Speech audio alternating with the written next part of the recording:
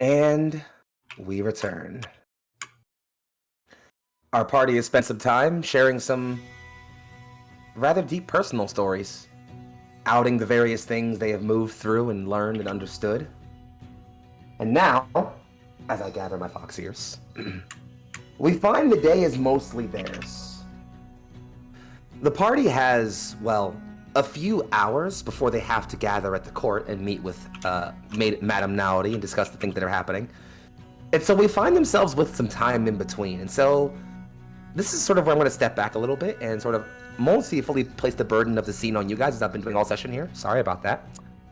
You all have some time here individually to do anything you'd like, sort of interpersonally. So if there's sort of one person you feel like your character wants to go and talk to right now, whether it's a player, an NPC, whoever, go ahead and voice that. You know, feel free to ask, hey, where is this person right now? And if it's a character, that character can answer. If it's an NPC, I'll answer, and we'll play out scenes from there. I want to make sure that everybody gets at least one bit of time here. So first person that feels like they got a scene strongly in their head, go ahead and call it out. We'll play it out, and then we'll keep moving from there.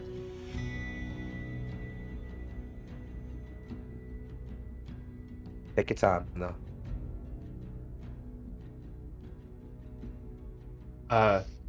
If no one else has a thought, there's something Airdrie definitely wants to do.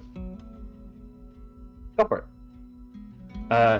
I imagine that Airdrie waits until we are more into the castle before just absolutely ambushing Rio.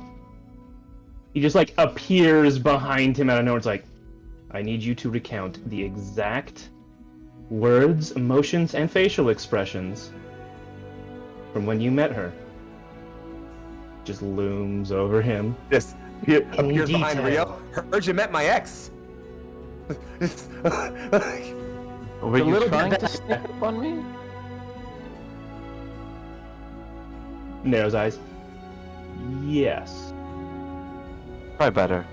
And he will begin to recount all like what he can remember of like her body posture, and like she seemed kind of peeved off and reminded him a fair bit of like just like the image of Airdrie. It was like a second you was like standing before me almost. Evelyn's like, but probably kept up on her. We trained together quite extensively when we were younger. Okay. It's fairly personal. It's complicated too. I didn't expect her to want to see me again. If I may, is there a way I can somehow roll insight through this description to see if Airdrie like picks up on her intentions through this, or is that just gonna have to wait until I, in theory, see her in person?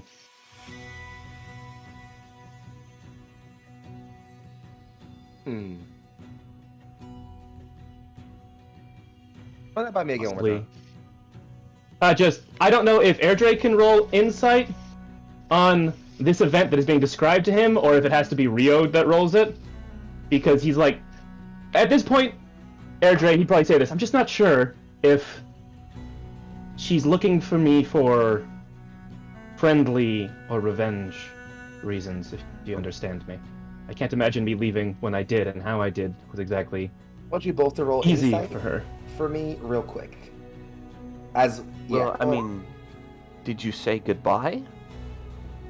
I was attacked by the Crusaders of the Church, and fled, and before I could even make it back home, I was informed that I was banished.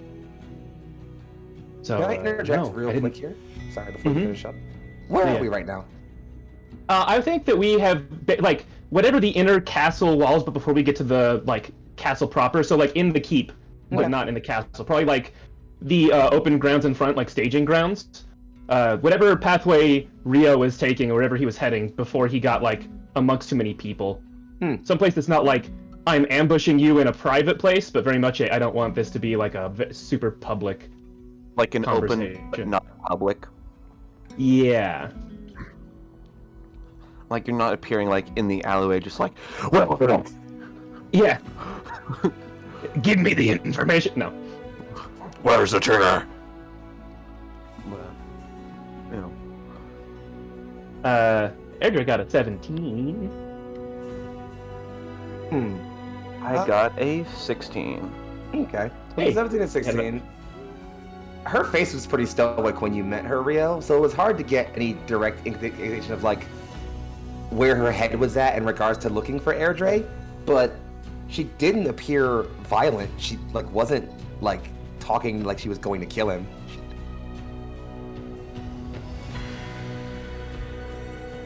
Her mannerisms were sweet, in a way, not angry. So there is that. Believe me when I say Arya has many wonderful qualities. I think she is a brilliant person and an excellent swordsman. I don't know that sweet is exactly the term I would use for her, but I can at least hope for a conversation first, it seems, as opposed to an ambush. Hopefully. Is that all you had for me? Well, that's all I need to know, unless there's Okay. anything else you want to let me know. I mean, unless you are able to tell me how to make one of those cool-ass swords. Huh. If we want to play in that space, Edge's like, and he'll, for the first time actually in this campaign, draws the moonblade off of his back. It is kind of like luminescent, like there is moon shining on it at this moment, even though there's no moon out. And yeah, it almost, when it rings, it sounds kind of like it's singing. Like there's a tune to the ringing of the blade when it moves. And Airdrie's like, I have no idea how to make this. I'm not a blacksmith, and he holds it out. It would be easier to explain, for you to hold it than explain. And yeah, I think the moment you're touching it, Rio, it just like loses all of its luster. It's just now like a sword. Intriguing. It's only works for the one it's attuned to, and it only will attune to elves. Elves specifically, that it believes it will uphold the concept of, well, what elves believe in: honor, nature, balance, reservation, elegance.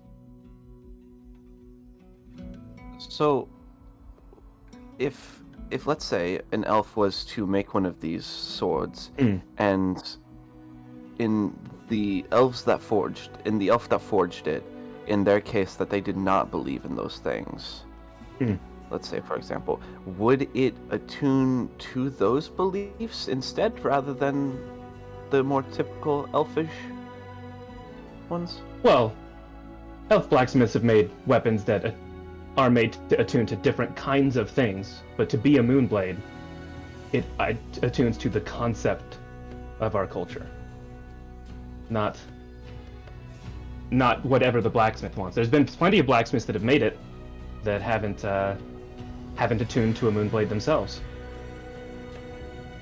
But in theory, yeah, they could make a blade that simply attunes to whatever they wanted to, whatever kind of person. But there's blades like that aplenty. A moonblade becomes stronger the more people it passes down. And as you're holding it, Airdrie just like gestures to these sort of like a series of runes. I think there's 3 of them. Each one of these is a previous owner. And then he points to the highest most one, and that's me. It gains a new power and becomes stronger with every person it passes to. Interesting. Although I guess your question, moonblades have attuned to non-elves that simply upheld those ideals, just it's extremely rare. If they're one of the good ones. I mean, Airdrie's not going to say that, but if that's what Rio implies, he's going to have to be very awkward about that for a second. Sorry, I've just been making racist sword memes over here in the chat for the past 10 minutes. No.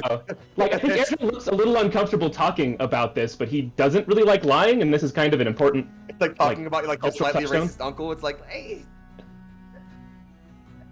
It just... But like, yeah, that's the thing that Rio sort of, in his facial expressions, like that's uncomfortable. Like, yes, it's odd. It's often uncomfortable. It's not really about worthiness, as many of my kinsmen tend to imply it is. Curiously enough, and I think Airdrie sort of just taps the blade upwards, and it's like a complicated spinning arc, grabs it and sheathes it in like one motion. Strangely enough, after I vanished, it didn't leave, so... It still seems to be attuned to you, so... And shimmer under your touch. So... You, I guess, would still embody the morals that it wishes? Ideals. They're different. Yeah. There have been immoral elves that have a moonblade that still work for them. It's complicated. Oh, yeah. Words. So, if you will, I think I kind of want to sort of peter out of this scene as you two are kind of discussing the intricacies of Moonblade, sort of Moonblade specifics here. We sort of pan out of a castle window pane and move out to a larger sort of cloud-lit view as the clouds obscure, and then pan back in. We still have 2 party members left to see. Where are y'all right now?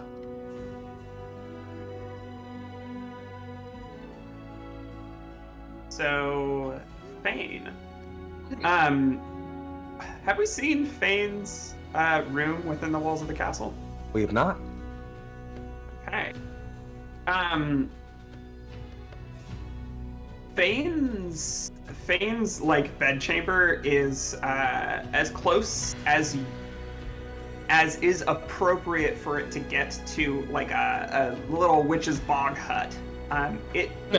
It has that energy. She has like ribbons and crystals hanging all over it. Her bed has been adjusted with like it's not a nest the way that like you would imagine it to be, like kind of a dirty wood. It's like, no, people because she's living in the castle, people brought her like polished wood and just built a nest around like the center of the bed. But like that's what it is. And like a woven basket of various materials. Yeah, but it's been partially magically woven out of like tree limbs, right? I like to imagine people sing at them, druids, and that's how they weave them. Druid certified. Anyway, yeah, big druid vibe. We kind of come in through the window. The room is like very dark, and what we see is 5 candles get lit with a purple flame. And then once the 5th one comes on, the whole room is kind of bathed in this eerie, otherworldly glow. The ceiling fades, and it's a starry sky. And Fane is in the middle of the candles, and is supplicating before the figure of a woman who appears to be like 30 feet tall to the view of the camera. And we see Fane kind of little in the foreground, big lady in the background. Big lady. Big lady. Yeah. The figure moves and brings its hand down, presenting the underside, like the backside of its massive palm directly in the front of Fane's face, and inclining its head a bit. Mistress Nyx, I have a warning to bring, and I seek your wisdom and advice. Your visits are ever curious. Speak, pet. So we kind of get a rehash of some of the information that's already been said. I don't care to go into detail. Just assume that she knows all of the important information for the rest of this conversation. But we get to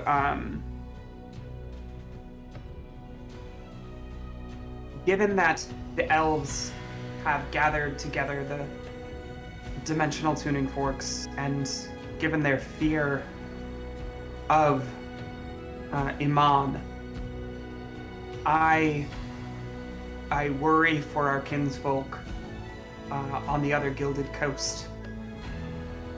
And I just... Do you, Mistress, know what Aman has been connected to? Nyx's sort of head kind of turns a bit. You can see several stars in the background kind of shimmer a bit as the head turns. The ley lines have been tampered. Not in the way mortal mages do, but shifted. Space made. The burning crusader has seen more than his mind can comprehend. Something has crossed the veil, touched Iman Talem of God's Rest.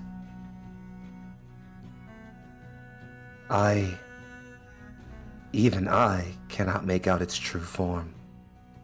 It is ancient. It is powerful. It is dying. Dying.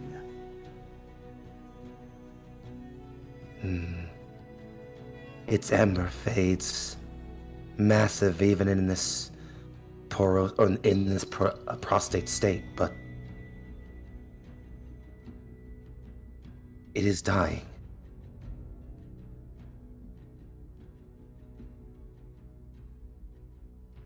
My mistress, I am afraid.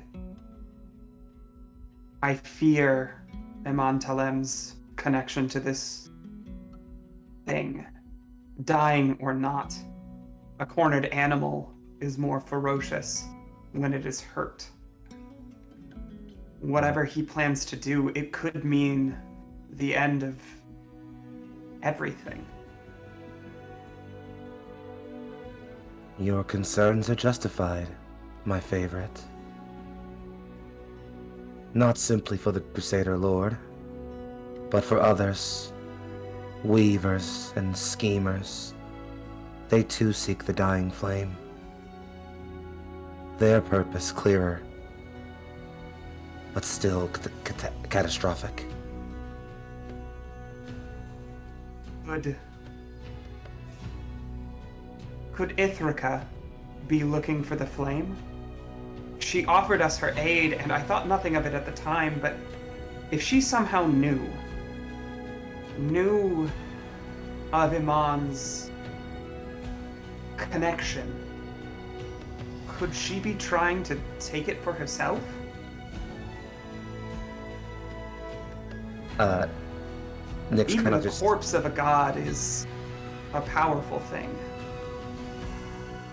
The weavers require arch magic to replenish their rank. I know little of them, but I know their well runs dry.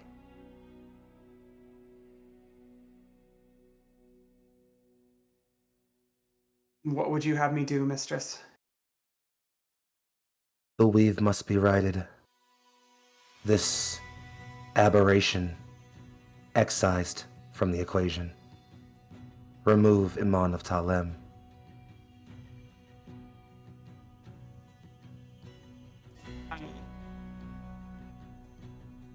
Fane will look up, and I think the effect that we get on camera is like, as she goes to make eye contact, we get like a kind of high-pitched sound, kind of a vibrating sound. The camera might judder a little, but also like the image of Nyx goes into like chromatic aberration and like splits across an array of colors as she tries to make eye contact.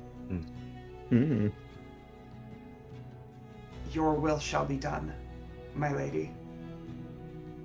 And then all of the candles snuff out. And that's the scene. Beautiful.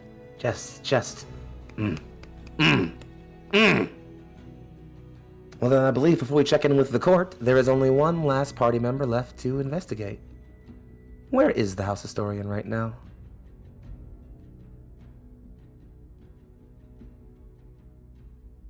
The house historian has retreated to one of the most inner rooms of Castle Westreach, which she has claimed to be her personal study.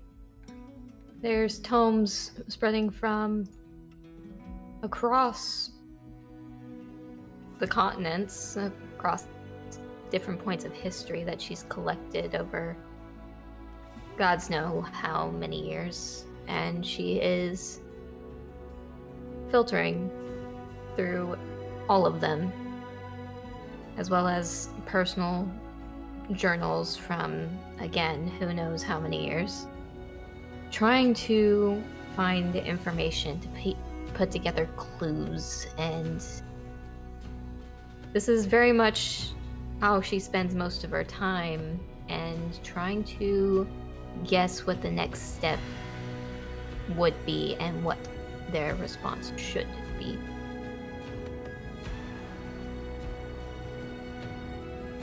So, here's what I want you to do. I want you to, as you are in the deepest corners of your study, your personal library, there are tomes here from times immemorial, places in history that are lost to even all the cultures of the Gilded Coasts. I need from you, Lydia, 4 roles that can be from any of the following skills. I'll list them for you quickly: history, religion, society, perception, or diplomacy. Or is diplomacy not a skill? Society is the one that's not a skill. I'm thinking of Pathfinder. Sure, in a society. History, I mean, we all have perception, makeup. religion, and what else? History, religion, insight, perception, and what was the last one I had? Diplomacy? Listen, yeah, I think I said diplomacy, but assuming that's the one. I forget what skills are in D&D. I haven't played this game in a while, friends. I'm not gonna lie to you. Let's go. We don't have with- diplomacy. Wait, hold We up. do I can have- just pull your sheets up. I'm a dumbass. Yeah. I'm We have sorry. diplomacy as a I got it. Never mind. unit. Okay, so again, the 5 options are history, insight, investigation is what I was looking for, perception, or religion are the 5 I will allow. Then let's go with history. You said 4 rolls? Yeah, please. Let's make this really simple. Go with roll 20. All right, looks like we got. So what's that? A A 23, a 15, an 18, and a 19.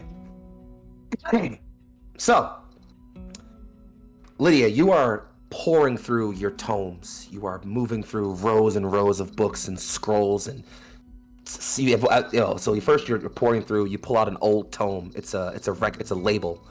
It's actually a census from different lands across the Gilded Coasts. It's an older one though, and you pouring through it, and you find the last census that was taken for God's Rest. And you start digging through that. So go ahead. I've been reminded that there's technically a +1 floating for me. Oh well, there you go. So then it's actually okay. So I'll take one. I'll take that lowest one there, which was the 15 for you. I'll make that a 16 for you then. Cool.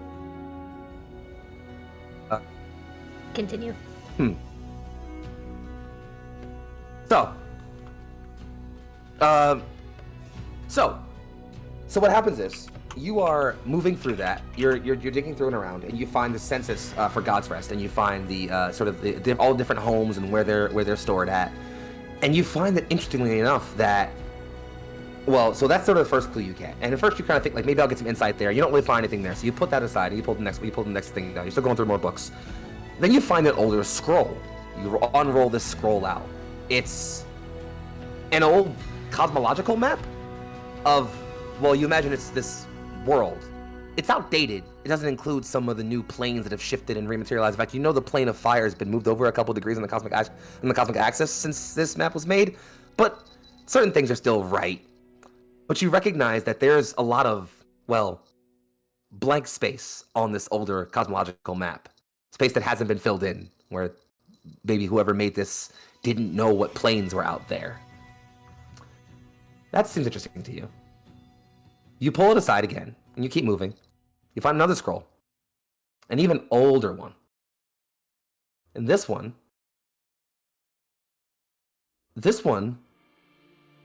talks about the history of the Everlight Church. It's actually an interesting scroll in that it's so I said older. I actually meant to say it's a bit more recent. It talks about the history of the Everlight Church, including what is now the story of Amon's rise to power. The story says that he was a young boy when a great fire came upon his hometown, cleansing all but him. A great meteor streaked across the sky. And this marked him as sort of chosen by destiny, and it's for that reason that he quickly rose through the ranks to become a Crusader Lord, and then, went on to lead the entirety of the church. You know that story's bullshit. You know what actually happened at God's Rest. But then you start digging into the earlier stories of the church. The tale says that a follower, a priest, during the Great War, came to worship not any singular god, but the motive force behind all gods, a great operating principle of the universe that even the gods must answer to. And he gathered followers and gathered an army and went to war, and one day atop a great mountain, he beseeched his god, this force, to come down and cleanse, his enemies. A great fire, brilliant and white, burned across the mountaintop, incinerating this priest and all of his followers and burning across that mountain for a month.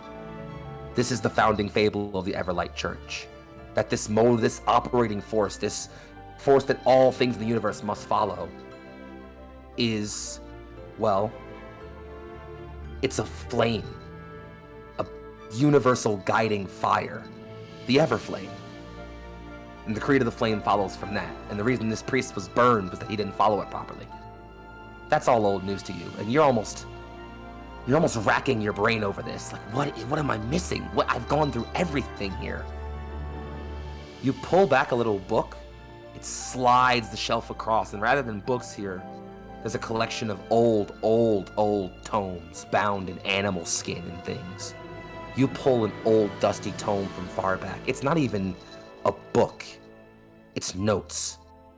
A philosopher, studier of the cosmological, from beyond the realms, who had a lot of fringe theories, including one about the Everlight Church. His belief is that the founding myth of the Everlight Church is a lie. It's entirely wrong. There is no principle of the flame. Whatever happened up on that mountain, whatever unexplained force caused that flame, it is absolutely not some motivating force. And at the back of that theory, you find an interesting little bit of speculation. This author, who admits in this that he's a former member of the Everlight Church, who escaped persecution only when when he was caught for writing these seditious writings, his entire family was purged and he was forced to flee. He writes that not just does he think that the entire founding myth of the Everlight Church is a lie, he thinks Amon Talem knows that. And the book basically ends there.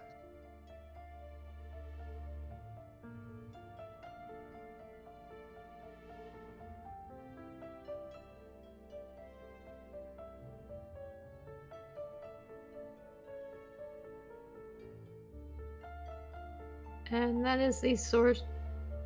That's all of the information that you have for me? Mm-hmm. Okay. The ends there with several burnt pages. There's a distinct possibility with that, and she's going through all of this, and whereas in their shared space, Airdrie and Lydia might have what they refer to as their conspiracy board, she has basically just a giant table that she's got everything spread out on, along with her own notes that she is just hastily scribbling her theories on. There just comes a point where she is just kind of mumbling to herself, just vocalizing theories, possibilities as she continues to write and try to put pieces together. And if there is anyone who seeks her out, that is where they would find her. So, we'll pan out right there on the House Historian, deep in her own study, gathering more information as this sort of conspiracy comes together all in her mind. Let's check in real quick, right back on Rio, just before we head back to court. Rio, what are you up to right now before we check in on everybody else? Rio will be kind of just making notes of how much money he has and how much he is able to spend, at least at the moment, because he's got a few projects in mind, and he's got one big one in particular, and he is currently looking for the House Historian, and he will kind of tap on the door and then enter. I think it's more of like a common-ish room.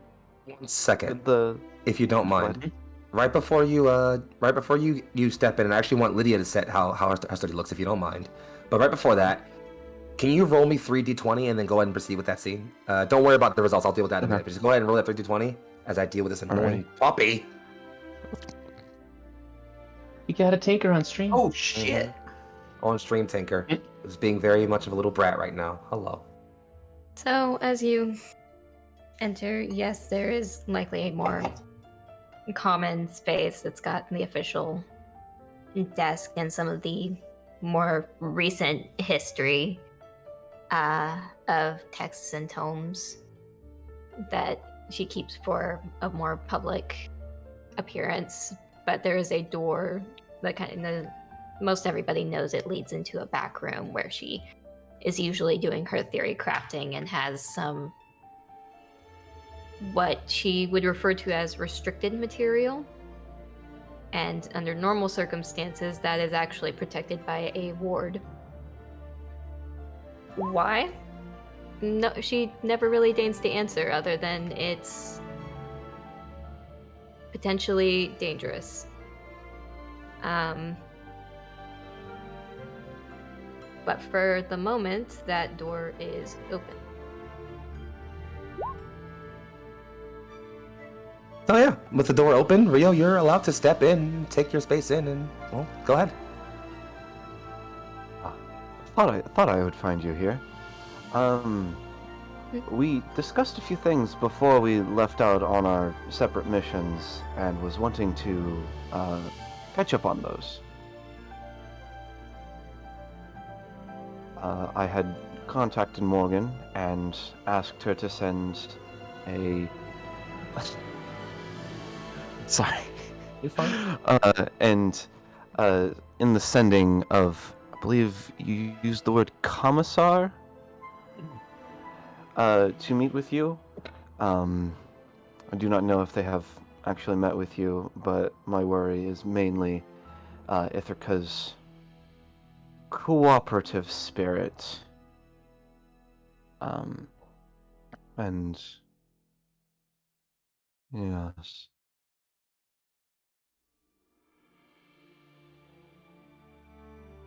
You said that she was cooperative. I am worried about her not being that cooperative. Apologies, and as you can see, you walked in and she kind of glanced up when you started talking, after it registered that, somebody else is in the room. Deep thought. She I was in understand. very deep thought mode, and Mhm. now she's finally just set down her pen and is giving you her full attention and says, well, if she is not complacent, if she doesn't want to cooperate, then that's her prerogative. I expect neither here nor there that she would.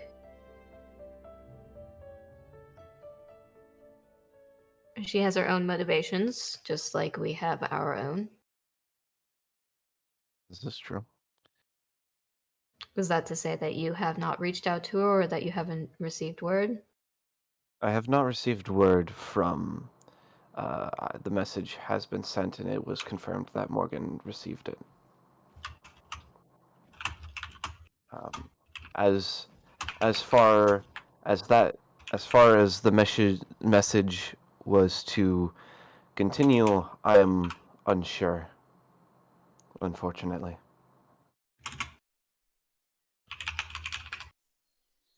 Well, then we will simply have to see. Oh, there was another matter you said that you had brought up. Oh, what was it? It was about the artifact, Yeah, correct? correct. I was curious on how that had gone. While I am not particularly inclined to steal from the Horde of a Dragon, distracted or otherwise, rather not bring that wrath down upon us here in Westreach while he's already pouring his wrath onto the Pale Falls. Real will look down, smile, and chuckle to himself.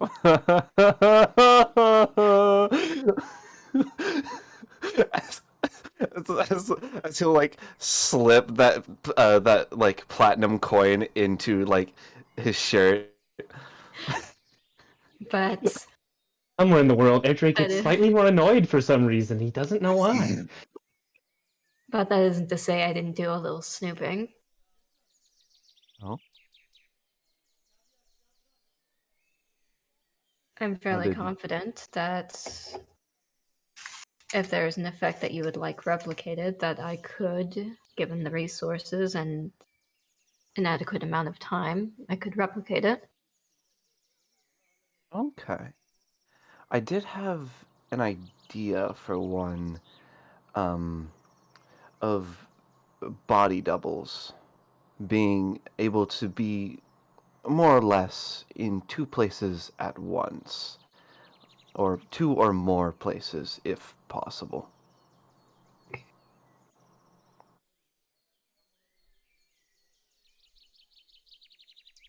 And she pauses and takes a deep breath as she thinks, and you can kind of watch all the inner workings in her mind, and she starts asking questions.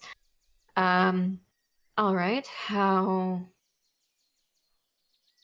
detailed, how involved do you want these duplicates to be? Do you want them to be as if it were you? Do you want to have a shared consciousness? Would a phantasmal image work? I was thinking about something that is more physical, as being able to use mundane items, but certainly wouldn't be able to get magical effects to simply just copy. Um, but hmm, something definitely something more physical. I hmm, Convincing. yes, something in terms of function, maybe of in terms of how a limb is worked, kind of as like another hand to physically manipulate things.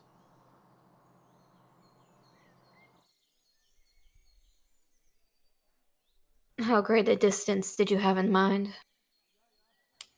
Ooh, um, maybe about 120 feet, 60 if necessary.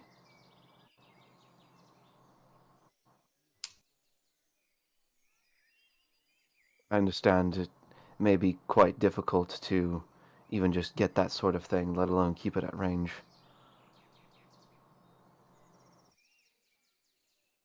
It is a significant step up from something as simple as a mimicry. That, in and of itself, is a simple matter. Creating a mirror image of you that could be solid enough to interact or inflict damage. But again, if it's a mirror image, then it simply just copies the original. If you're wanting it to act independently, that requires... and again, you're watching as the cogwheels spin.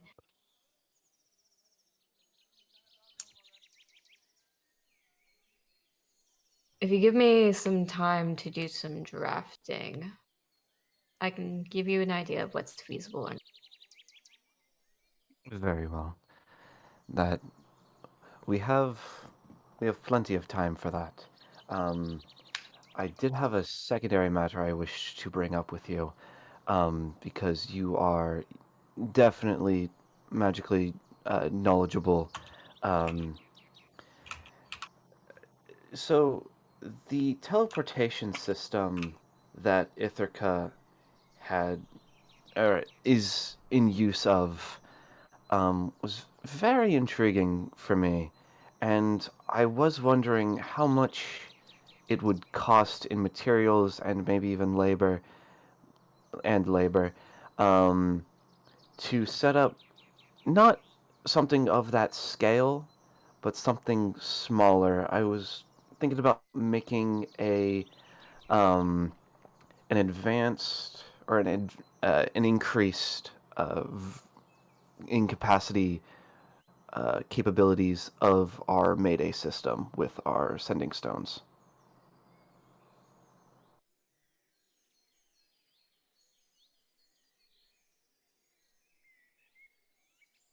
Like something someone's gonna have to roll for, but Yeah, that does sound like a roll. Sorry, I'm typing notes as I go. You're all right. Oh yeah, no, don't worry. These are things that will absolutely be rolled for. I'm more cool with y'all like yeah. discussing it out right now. We'll actually handle the actual Okay. rolling of these things elsewhere. It's fine. But I'm more cool with y'all just like making the plan known. So it's like, all right, that's the thing y'all want to do. So we can talk about actually doing that going forward.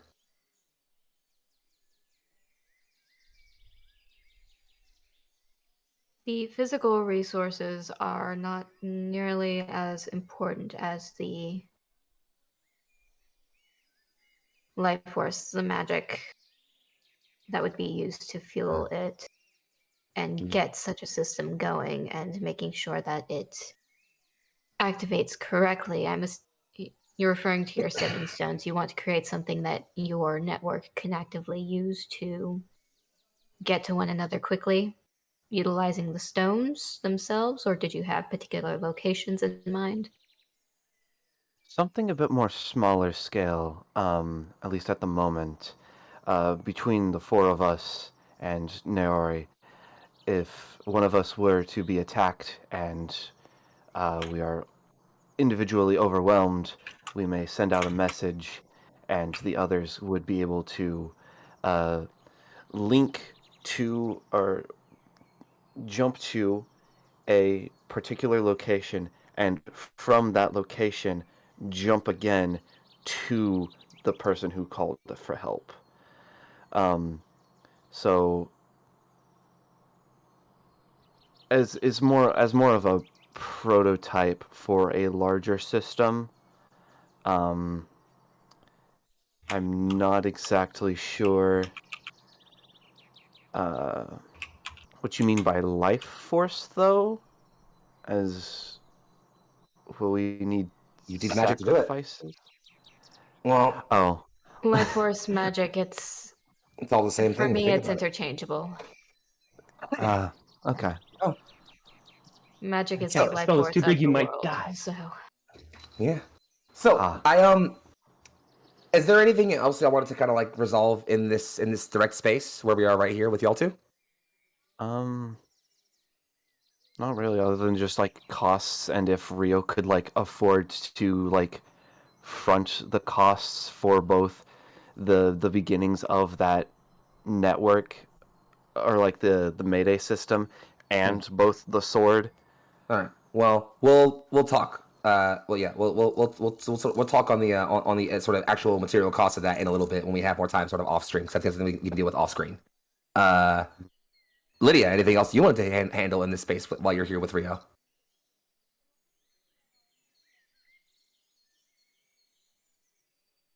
You can do it. So, what are you lying about? That is actually, she's snoopy. She is nosy enough. It's like, so what exactly is it that you think you fooled me on? Oof, What are you that's lying about? music time. Oh.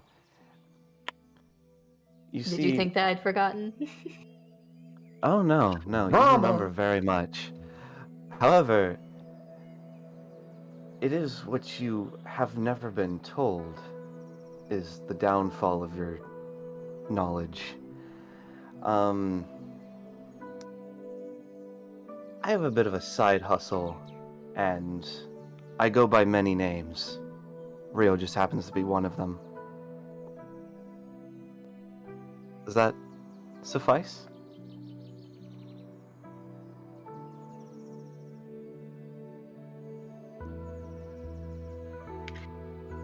Yeah, I think you'll find that you haven't really fooled me at all. Dish. Dish? What is the point of an intrigue campaign with secrets if they don't all come out? I'm just saying. Got a point. Listen, Rio has like kept this secret up for as long as you have known him. Nary introduced him to y'all as Rio, and he's just rolled with it. Rolling with it. Yeah. I have an idea to lean in on that I think we could do a scene on later Okay. for reasons. But like, Okay. These Just keep y'all going, sorry. taking pot shots at what Rio's actual name is. I think you'll find that you haven't fooled at least me very well. You have to remember I make it my business to know everything that I possibly can. Sure. What We'll else? see about that. What else you deign to share is yours to share. Well, damn pen.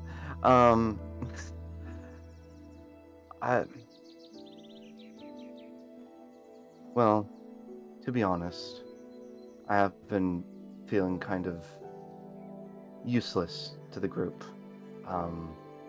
and am currently working on a bit of a side project, partially to do with these teleportation stones, but I want to know if I am still of any use to the High Council. During the time in front of Ithaca, everything that I had overcome, the trash that I had risen above, and everything that I had built was nothing. And it was awful. Feeling as I did after the fire of the Brooks, I hated it. And I want to prove to myself that I am actually worth something.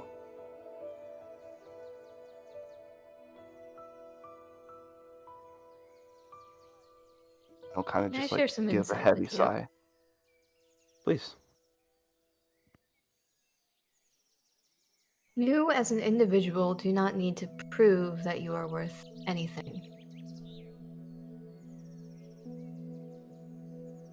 Simply being here, as you are, is worthwhile. There are times that times that all of us have felt powerless, useless, incapable. But the fact that you are standing here, the fact that you are continuing to move forward, you are trying to find ways to protect yourself, to protect the people that you care about, means that you are already proving yourself.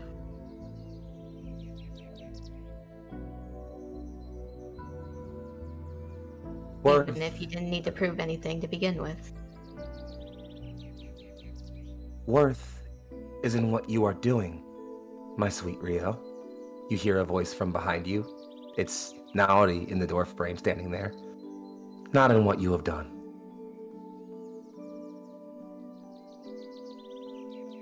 Sorry, that's actually makeup running. So not contacts this time. Now I have makeup all over my hands, damn it. I think actually, here's what we'll do. As that happens, as Naori stands in that doorway and offers that to you, she gives you a very, very somber smile. Very sweet, very, very meaningful. And just says, when you two are done, gather the others. I have news. And I think with that, just because of the sweetness of that scene, I kind of want to go to break right there, actually. Just that was really, really sweet. I think we should just take it away right there, actually. Agreement? I think so. Damn straight. All right. Let's get on out of here for a bit. Give us about 5 or so minutes. We'll come back with a nice conclusion to this session. Hey. We'll see you in a little bit. In case you listen, Against the Light gets serious, it gets political, it gets horny, and occasionally it gets wholesome. And then it gets real sad for a moment. There you go. Michelle, take us out of here. We'll see y'all in a little bit. Bye, my loves.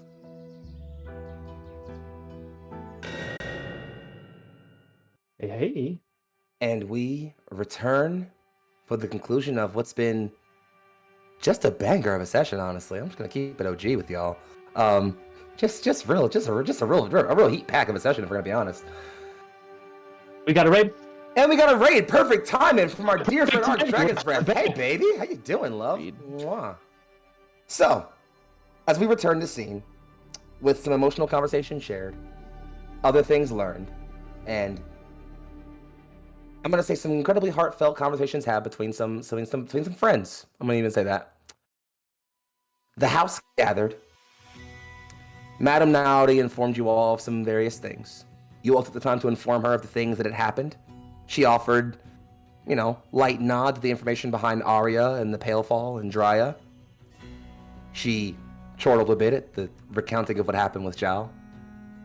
Offered some looks when it came to Draka and Iman and otherwise, and made sure to remind you all that each of you has your place here, and that she chose you all of you, for a reason. She then follows that up. Make me fucking cry again, god damn it. Sorry. Not sorry, actually, but sorry. So, sorry for your makeup. Anyway. She follows that up by, kind of letting you all know that general things are going well. The report seems, as you said, Airdrie, the muster is going just fine. Things are going well. But she gathered you all because, well, she received a missive from Alum of Ryza. He's asked the High Council specifically to meet with him in his city.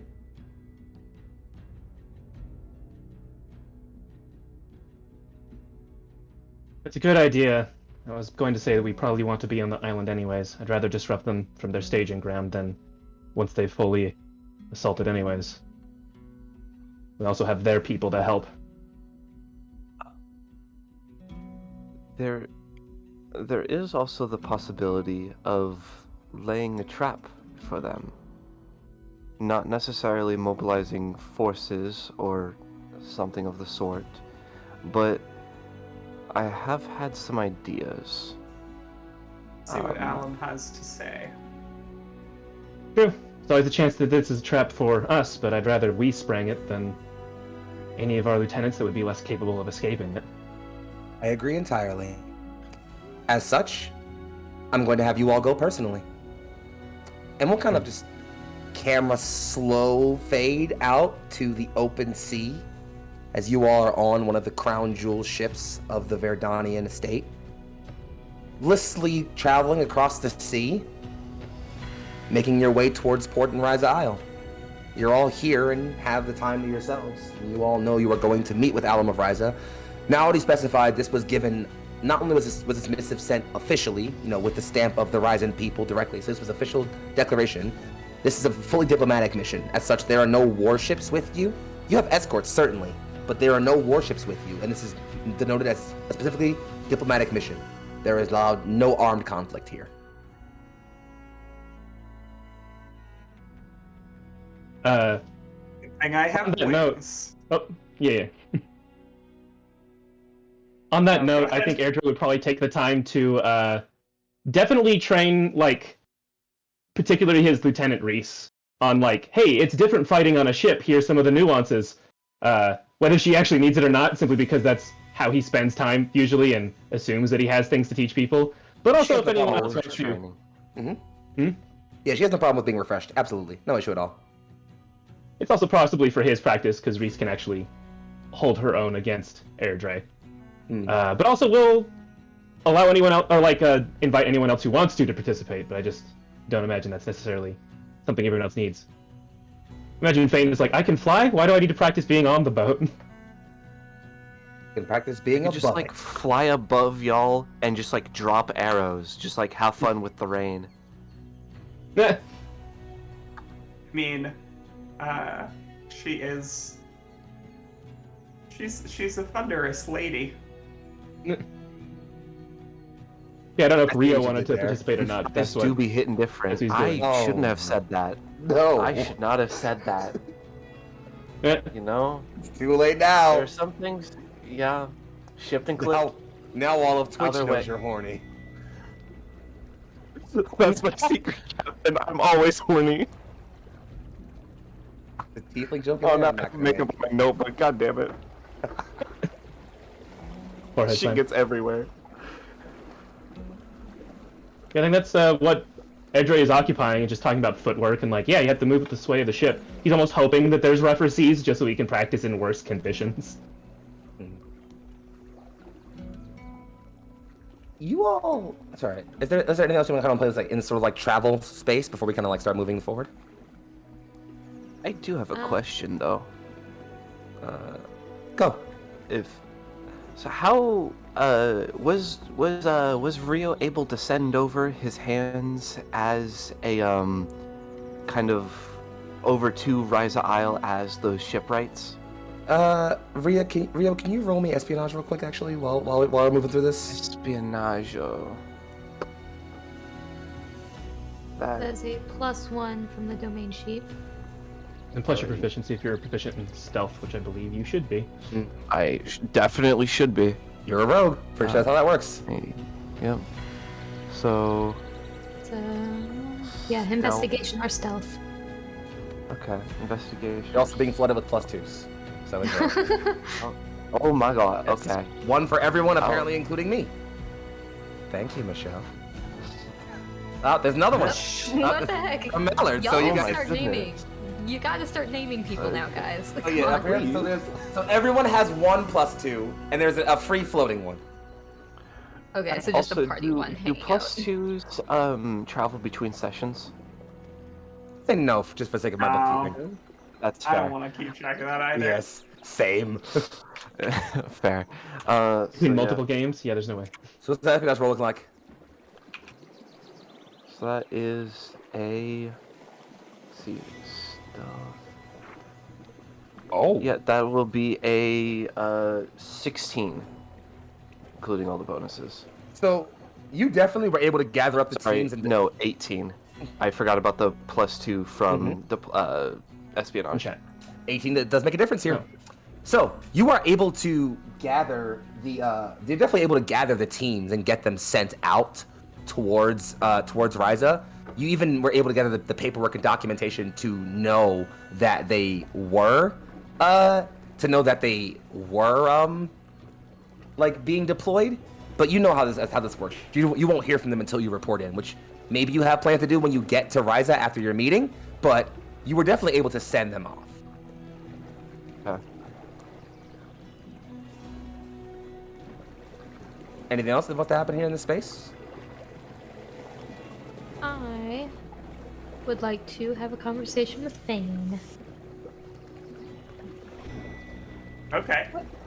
Where is Fane hanging out? I imagine probably on, like, the mast. I was gonna say, she Crow's nest sometimes seems like fairly sits. appropriate. Yeah, sometimes she'll like come down onto the deck, but mostly she just like sits in the crow's nest, and that's also probably where she sleeps, just because she's most comfortable up there. It's like, oh shit, the tree rocks. Amazing. I don't know why that feels derogatory, but like it feels derogatory for some reason. like, just, like So, You know, last well, time she slept in a fucking tree. you know what? Fair enough. So as you are most likely just rocking back and forth and cloud gazing, a familiar calligraphy weaves its way into the clouds, asking, I know you're probably very busy up there, but would you care to have a conversation? She drops out of the crow's nest like a rock. Snaps her wings open like 10 feet above the deck and just kind of goes ooh, and lands, I don't know, prow, stern? Where's Lydia? She does a full circle before she finds you. Probably stern, just far enough towards the head, back at the head of the ship, to where she can look up and actually see you. And she actually had her finger up, drawing, like writing the text. Okay. Then yeah, she People look up. Oh, she they're having a like conversation. Okay. she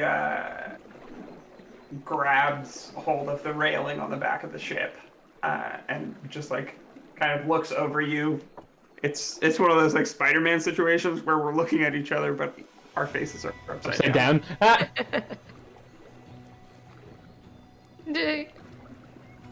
Her smile kind of quirks up in amusement. Did Fane say anything about talking to Nyx during the meeting? Yeah, she probably said, mentioned at some point that she was going to commune with Nyx after our conversation, like our group conversation, basically, to be like, yeah, we gotta let the other Fae know so that they can prepare.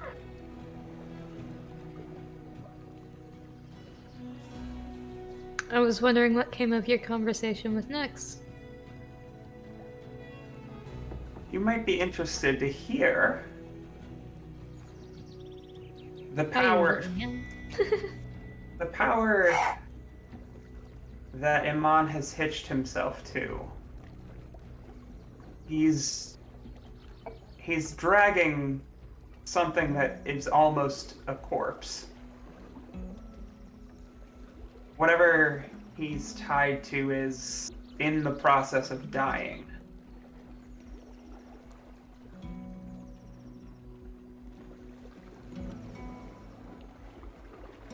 Curious. So that must be why it found its way here. It's trying to find a means to rekindle its flame. That is what I suspect.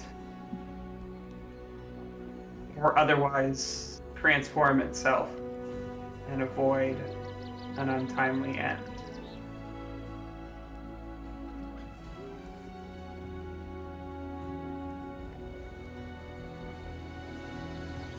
Did she have any other insight? Foxy, is there anything important that I'm forgetting in this moment? Particularly, I think you're pretty much getting it all. I mean, other than the mentioning that, like, you feel like you gotta hit on, like, the Medusa probably after it, too. Oh, yeah. That's pretty important. Yeah. I have my own suspicion that, Ithaca and other followers of her and potentially the Loom are after it. The God Corpse.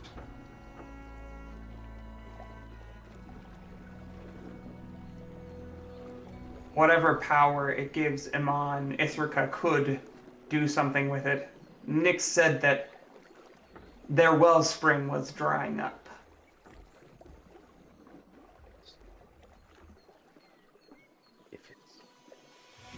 And even a dying flame is still enough to keep another's burning. One person's dying flame is another's pot of oil. Ooh. Oh, that was good. That was real good.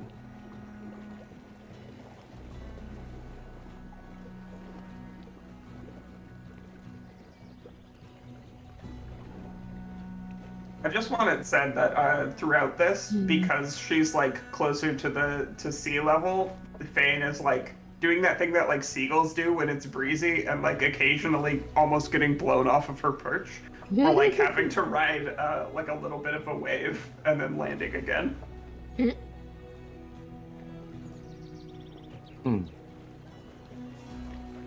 So, I think actually, given how good that line was, it's actually a really good spot for us to start kind of shifting around here. So, we'll do kind of another sort of. I think as Fane is saying that last line, that pot of oil line, which was it's the ship is kind of cresting over. You could begin to see the first beginnings of buildings and mountains that would make out what looked like the port and the island. So you're definitely just then you can hear a bell go out of port. Just we're approaching land. Just as that happens. You all are docked in the port. Your ship is taken care of. There's a full crew ready to handle, placing your anchor in and getting a firm, ladder down from the ship. You were all personally attended to. You're actually met at the port by a man. He's older, human, but clearly a little older. His darker, sort of brown mahogany tone, sort of just sits there, his hair kind of grayed. He has a very, very lush red, black, and yellowish sort of guise on, and looks at you with a very stern and focused face. And I'd say you all know, possibly through either negotiations or just through a description that was given to you all by Nality, you'd know this is Alum of Ryza, who presents himself to you all and just... My estate is pleased to have the High Council of the House Vairdans here. Welcome, all of you.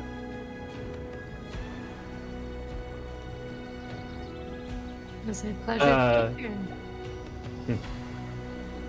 Edred gives a polite bow. I think he specifically gives a bow in like a human way because I think he's sensitive to like these people have been attacked by Palefall elves, and he's like, hey, let's not evoke that.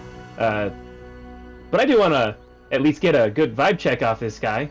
Airdrie, ever paranoid, is like, is this a trap? I'm gonna be nice, but trap? If you want to roll insight, you're more than welcome to roll insight, Airdrie. I'll allow it. Yeah. What you got? 20. He doesn't seem to have any ill plans. He doesn't seem... I'll even ask you more directly. What are you Are you looking for just like, does this guy seem like he's trying to trap us? Or are you looking for something else? What I'm looking for is more, does he seem worried? And if he's worried, is he worried about us being here? Or is he worried about something else? Is he like, worried is he about looking our to us for... attention, or is he worried about something beyond? Yeah. And I'll Our mere say... presence being here. I'll answer questions very honestly. Yes, there is a slight air of nervousness to him in the first one. Yes, no question. He's definitely a little nervous. You can sort of tense it. It's... Adrian Bridger, as you're a very perceptive person, you can tell the difference between someone who has sort of that passive general, like, things are going bad for me anxiety versus, like, shit sucks right now anxiety. That line is definitely really gray here. It's maybe both for him, honestly. Answer your second question of, is his anxiety around the fact that you're all here? No, not at all. Okay. Yeah, and Airdrie just bows. He's not really gonna say anything else, but would probably, I don't know, like loosen his shoulders, like he's not prepared outwardly for an ambush, as hopefully some image enough to everyone else that like we're probably fine right now. Alum offers sort of a hand towards the port and just, I apologize for not having proper formalities or a feast prepared, but time is short as things are tense in my domain, as I'm sure you're aware. With your geographical positioning, I can't imagine how tense things may be. Least of my worries. Come, not in public. Thankfully, none of us are exactly one for pomp and circumstance. Adre says as he follows. Still keeping a lookout for, assassins and stuff, just because he's not as familiar with the area, but... Yeah, Rio will That's definitely more of a side note. Rio will definitely also do like a scan of just like the warning signs of like maybe if there's like an assassin or like something sus. So, It's a shame about the feast. Heard yes. they got good chicken here. No, that would not be something that was said where he could hear it. It would Yeah. be said basically between her and like closest compatriot. I'll say this scene sort of has you all kind of following behind him. He's close enough that if any of you tried to, you could easily speak to him and get him for anything. But you can very easily have your own conversation with no question. And you guys can stay here and play with that space for a few minutes if you want. I guess I would actually then like to roll to just sort of notice, I guess, the tone of the city. Like, are people generally bustling on their own business? Do they seem worried and nervous themselves? I want something to like comment on to him, see if I can get him to start talking about stuff now. Absolutely. Please go ahead and roll that perception if you don't mind. Another thing I'm also good at, 21. I have not rolled higher than a 10 for any of my good skills. I mean, listen, 21 still. In any case, I know. You're moving yourself through the city. Would I be able to roll investigation as well? With that? Looking for what are you looking for here? Just assassins and other like underworld like hints.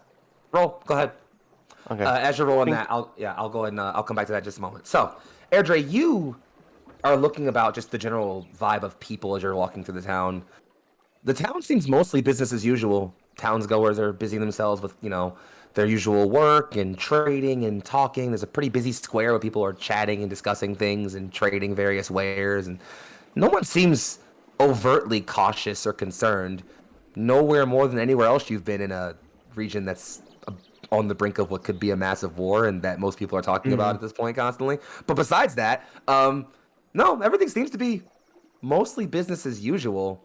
Doesn't seem like anything too outright is happening here. The only thing you'll notice is that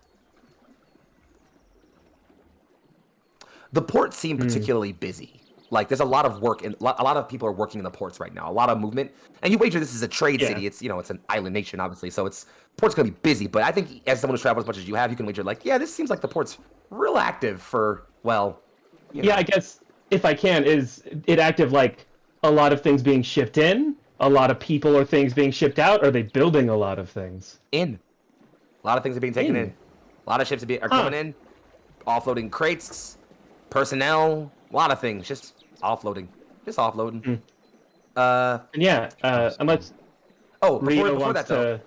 before that, I'll let Rio know. You're kind of more like scanning rooftops, looking in back alleys, looking for anyone who's like they're watching you or following you, assassins, shady figures. You're not really getting any of that sense. I mean, there's some town guards who definitely keep their eyes a little firmly on you all as you're all walking, but you're all flashy nobles walking through the middle of a town, so it's kind of a thing you'd expect. We're a bit eye-catching. Yeah. Any case. Yeah, I think Airdrie would sort of walk closer by our host and sort of say, so it seems your people, at least the people trading with you, are quite confident in your imminent safety. We've taken steps to make our own security. The Aldari are embroiled with conflict with the Metri and seem to feel unsure that their foodstuffs will remain properly secured in Vairdani hands. As such, they've turned to us for some minor fishing contracts and trade deals. Not to any the scale of your house, as I'm certain, as we don't control such land as all of Tolmir. But they make do. And the added income it brings us assures that we are afforded a tenable position in these trying times.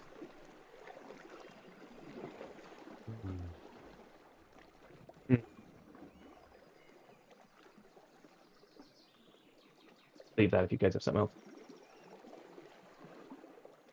Is he aware of the church's like active plans for Ryza? You can ask him. I feel like that's a private conversation, though. Yeah, that's not something we want to do here. Yeah, like not in public. I don't know if we've If you gone like. okay, so then if you don't mind, can I take the scene for a second? Yeah. Because I like where this is going. Yeah. You're kind of discussing this amongst yourselves, just like he seems awfully simple. He's not really talking a lot about what's happening here. You are brought through a courtyard, through a set of gates, past a set of guards, into a castle. You're starting to go up through some stairs, and I think if you'll let me, Rio, it's as you're kind of moving through this like the halls of this castle, where you finally voice just. Are you aware of what the church is doing? If that's sound okay? Yeah. And so you stop there. Alan of Ryza stops moving exactly where he is. Just stops walking on the spot. Doesn't turn to face any of you. Stops walking on the spot. It's at this point you recognize he stopped next to a door, like a large door to like a hall of some kind. He places a hand, so the two guards that are next to him, who've been walking with you all, come to the door, grab onto the handles, and push it open. As the doors open, there's a large sort of hall with chairs and tables and things. And sitting at the head of that table is a man. He's darker toned skin, pockmarked only by the pattern of scarwork going over his left eye, only barely hidden by the locks of silver hair pouring down his face. He's dressed in armor, fine golds and reds, and at his side, sort of leaned over as he rests on a pommel of it, is a massive two-handed axe. As you all find yourselves, I'm not going to even say anyone needs to roll this. You all find yourselves facing. Yeah, pulled the Star Wars Cloud City on us, didn't you, Foxy? I Cloud City, y'all. Good luck. Yeah, you Cloud City'd us, motherfucker. Sure did. Welcome, guests. I was wondering when you'd make your arrival. Is Rio gonna Han Solo? Is he gonna do the Han Solo thing? You're allowed to Andrew's try. gonna step between Rio and him if that's what's happening, because the man hasn't attacked us yet. Alright. Andre tends to want to let people talk until they get themselves in trouble, if they can. Rio will, like, reach for something, but then seeing Airdray's movements, he'll kind of... Alright. Sit. I think I prefer to stand, thank you. He looks over at you, Rio, snaps his fingers. From behind a door, a guard walks in and is walking behind him what looks like you think a column of people at first. But as the guard moves behind the doorway, you recognize they're not people, they're corpses, lacking their heads and hung down. About... Are those his fucking hand? Are those the fingers that he... is that the teams he sent? Yeah. Full transparency, when you rolled your your espionage, I had them counter roll. I used my chat +2. Michelle, when you give everybody a +2, including the No, DM, it doesn't help. Michelle didn't give the +2 to Foxy. That was someone else. I will note that was someone- Michelle gave Does Michelle everyone, have including me, accounts? a +2. No, but no. also- Link No, Cyrus did Michelle 5 of gave them. 5 though. Oh, 5. I just can't count. So yeah, so he snaps. A group of the guards walk by with a row of bodies. They stop and just turn so you can all see them. As the bodies swing around, you can see a couple of them have rings on their fingers. Rio, you'd know them as those rings help them identify themselves as members of your hands. Sit. It's funny. I feel like I've heard so many humans comment on the barbarism of the Fey enclaves. And I've never seen even our war bands do something as depraved. Iman tilts his head. I agree. Humans are barbaric. capable of incredibly disgusting things if given the time. Wouldn't you agree, my light? Looking over at Lydia.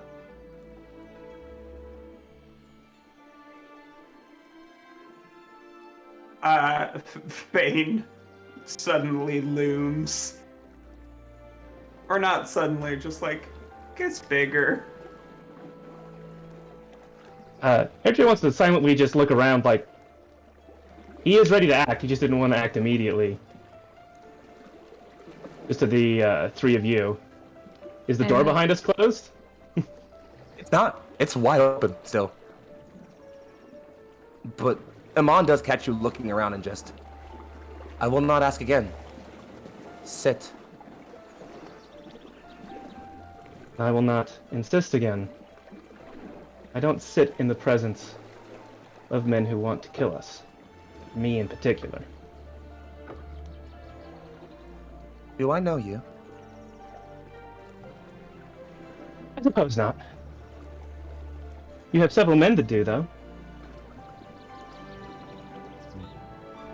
What my crusaders do when they are out on mission is not simply my will, it is the will of the Everlight. All the More same. like fading light. Sorry, that's not in character. You're fine. Rio just wants to say it. He wants to, and he holds it. You're Chill.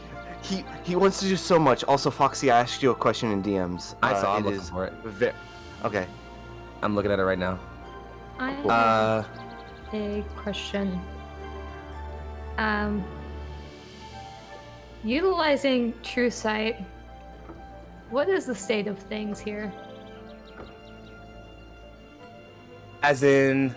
Oh, so it's sort of like, what are you looking for right now? Like, what's happening right now? What's Yeah, going they're on hidden with traps using True Sight. him? Yeah, like... What's going Yeah, on? this is If there's wizard anything vision. going on with him, like... energy, magically wise, trying to get an idea of how much influence this entity that's latched onto him is leaning to, if there's something else in play here around them in this space. Oh, this is so perfect. Lydia, you're trying to get true sight sense of him, and the first thing you're looking for is this whatever is tethered to him, corrupting him in this moment, making him do whatever's happening right now. The first thing you immediately recognize is, no, it's not holding sway on him at all right now. And as you come out of that moment of recognizing that, you realize he's locking eyes with you. My light, if you could tell your friends that if I wanted them dead, they'd be dead already, that would be very appropriate.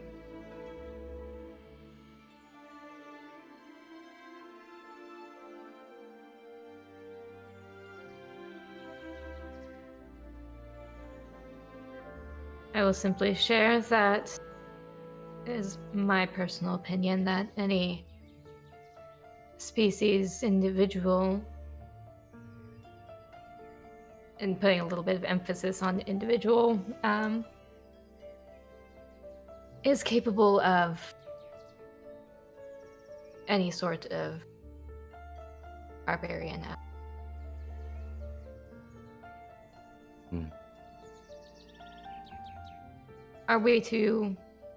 What are we to discuss here?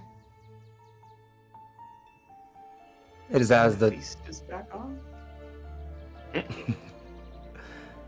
He kind of also just waves a hand. Alum kind of buttons up and immediately goes to through a door, which you can see as the door opens up is clearly to a kitchen, and he starts barking at staff, who all are immediately begin to whip up and start working at random foods and things, and he'll just... I will see what can be done. As for what we are to do here... Well, it is as the letter said. This is a diplomatic discussion. Nothing more. Fane Rikers her way into a chair. I thank you. Rikers are away. I thank that. my emissary. I'm trying to think of the most appropriate way to do this. Oh, sorry. You can go. Yes. Would Oh, Rio have Fane's, given... Fane's Oh, feet are on the table. I'm just throwing that one out there. Yeah. while we're here. I'm 97% sure Rio would have also given Naori a sending stone, like in the same like network group that we all have, that the High Council has. Is that okay? Yeah, I'm fine with Okay. that. So, Rio will definitely like activate the stone in like 2 separate parts of the sentence. And may our days ever be plentiful, and then activate it in may and day. So yeah, I think you're sort of you're able to do that. And you're kind of waiting for a response. Do you go sit, or are you still standing at this point? Rio will follow the lead of the others and just sit very cautiously. Fane not sitting cautiously at all. In the slightest. So that just leaves Lydia and Andrea. Yeah, where are y'all? Reluctantly, Airdrie will. I think he sits in a chair closer to his friends, but specifically positions himself between the sword arm of Iman and as many of his friends as he can, and he is going to sit in like the most rigidly proper posture, full feet on the ground, and has taken his sword, not like out of its sheath, but the whole thing off, and has put it on his lap. He isn't touching it technically, but it's like as close, almost sarcastically as close as possible to like, shit can start at this moment, don't test me. Like the Western gunslinger, like my hand's not on my gun, but real close. Like the hands are on the table, but there's like his elbows basically touching like the hilt of his sword right now. And so, as you all kind of, I guess that leaves Lydia. Are you sitting? Lydia does take a seat. As Lydia states herself finally and just, are we all not now more comfortable? No. That is the benefit of my position. Comfort. Comfort and truth. In my experience, those are two very different things. Go on. Yes, for the common masses, they have to be. But I will change that soon. Soon enough.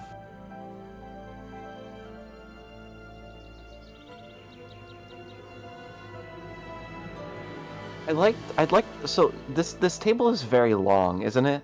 Long enough. I'd like to imagine that like all of us sat as far away as possible. Oh yeah, he's like it. the complete opposite end. Oh yeah, he's expected it, no question. Yeah.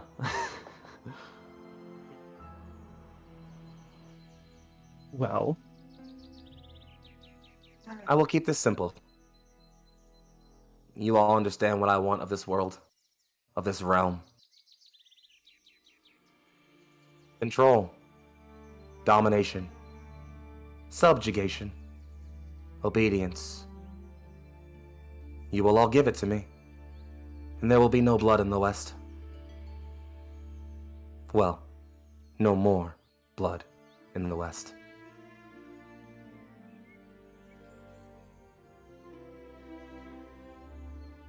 you mean no thing left with blood, to be clear? I want to know what your demands are before I reject them. I mean this very simplistically.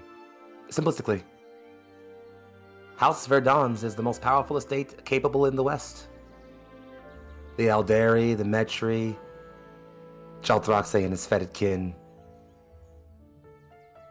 They can do little against me, but you all are a credible threat.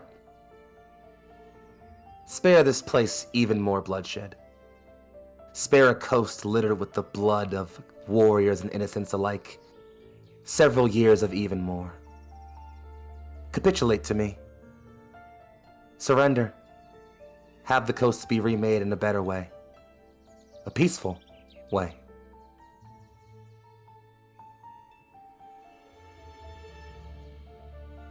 Iman. You say you want to subjugate us. Slavery is not peace. Quiet. They're different.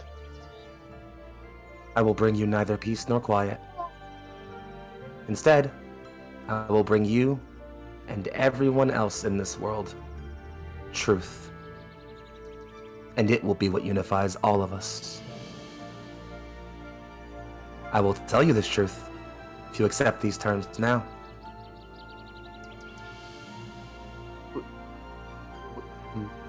Would Rio May I know ask that the flame is dying? Unless it's The been shared as a only- group. The only Yeah, person I don't who would know. know that is Lydia. Mm-hmm. It'd be Lydia and Fane, yeah. Yeah. I don't want to take too much of this. I just feel like Airdrie is the one who wants to start asking questions. I mean, he is. Amon, Uh, may I? Sorry. go ahead. Yeah. Amon, what do the Palefall think of these terms? Subjugation to your end. Airdrie very specifically doesn't hide disgust at the term, your god.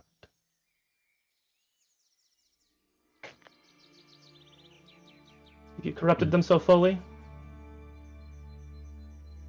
I have shared many an evening with Drya of the Palefall. We have discussed many truths of this universe. What those truths reveal is not privy for you. What you need know is your people understand the value of stability. And they find the order my regime brings, the unifying truth of the Everlight Church, to be a preferred alternative to the rampant chaos and war your lot allows.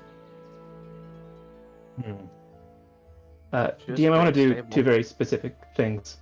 I'd like to do insight to see if the bit about who he's been spending his nights with is actually accurate, like confirm rumor. Mm. And then I want to say something and try and put a bunch of persuasion into it, specifically to fuck with him a little bit, but that's up to your discretion. I'm gonna say so go ahead and definitely do that first thing, and I'll let you know how we're handling that. As you're kind of Oh, I got a 1, so it's 12. oof. That's a fat rip. Airdrie, this is a real handsome dude. Something on the look on his face just says Yeah. like, yeah, he could pull an elf queen. No question. Like, Damn, he's definitely in that league. Shit, Like- alright. No, he's hot. like A small part of him understands Lydia's situation just like a little bit more. he's like, It's like, okay, okay. I'm seeing it, girl. I've seen it.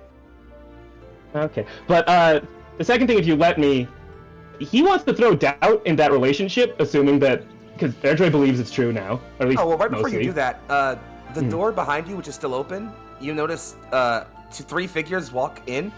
It's 2 other guards, and at the middle of them is Draka. He just kind of walks in and doesn't say anything. Does look at both Lydia and Fane.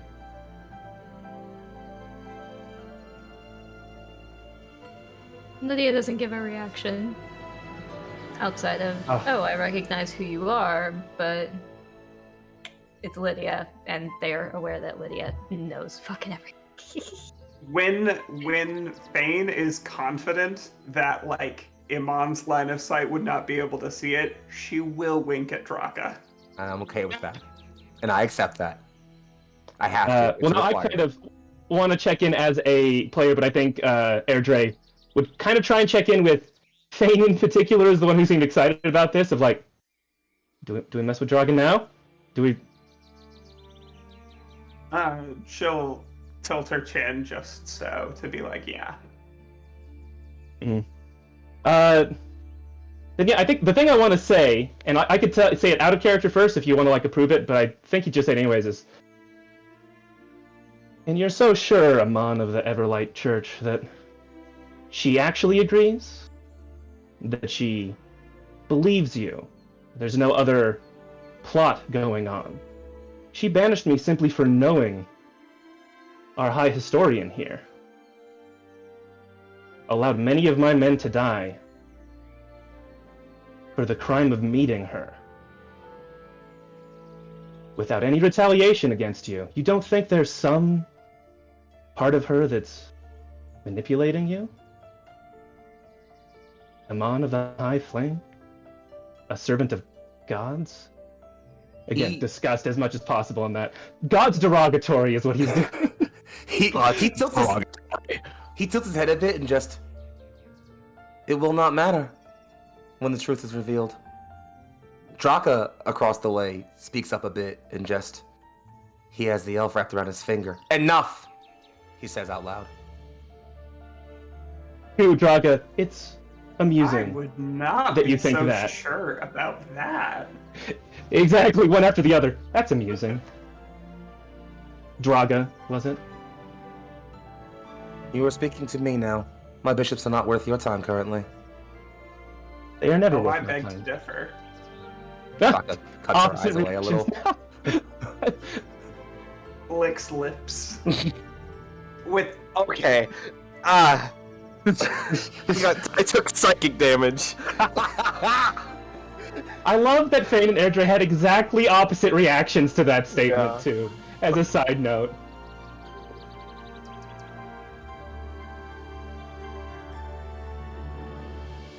This rolls for me. I know it doesn't matter, but I do want to know how persuasive he was at that. You got it. So, I'm gonna say what happens next is there's a bit of sort of quiet as he sort of lets things settle after he kind of yells out that enough, and that sort of back and forth for a bit. There's that quick little quip at the bishops. Draka cuts her eyes away. He just says, I see negotiation is not easy on any of our tongues today. Then I shall be plain. You would.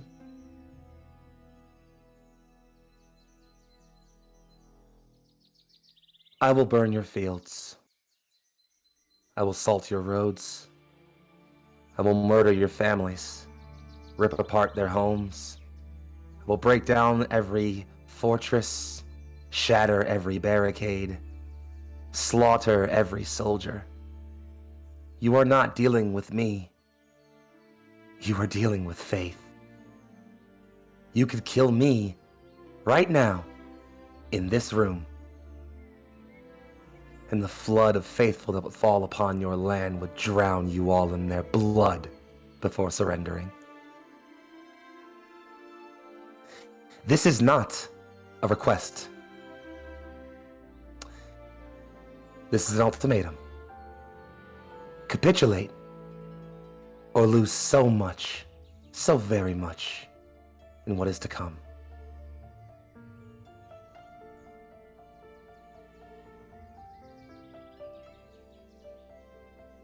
Both I and And what- Airdrie want to give Lydia space to respond to this, but I have things I want to say. I don't want to take up every So bit many here. things.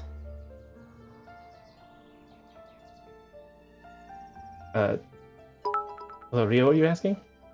Sorry, I interrupt you. Fane, what is it you say? Better to serve in... No. Better to live in freedom than serve in slavery? Something of the sort? better to die free than to live in fear. There it is. Kind of turn his sly eyes back towards Amon. I don't fear a capitulator to corpses. I don't have anything to worry about from a fading light. Mhm. Damn! Hmm. Excuse me. He cocks his head then. And you would speak for the whole of the council? For all of House Vairdans? For all the soldiers you will send to their deaths?